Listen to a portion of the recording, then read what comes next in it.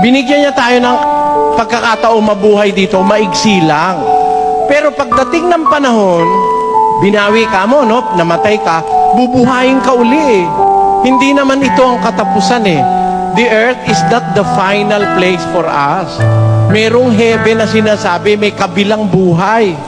Merong buhay doon sa walang hanggan, sa eternity. Kaya nga pinatikman ka ng buhay dito para malaman mo kung gaano kahalaga yung buhay na walang hanggan. Walang sakit, walang problema, walang barumbado, walang magnanakaw, walang mga drug addicts doon sa kabila.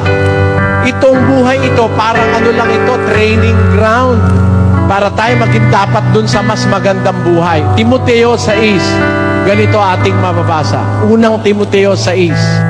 Na magtipon sa kanilang sarili ng isang mabuting kinasasaligan para sa panahong darating upang sila'y makapanangan sa buhay na tunay na buhay.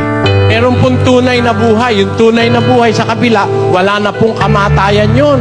Yung buhay dito may kamatayan eh, pero yun doon sa kabila wala nang kamatayan.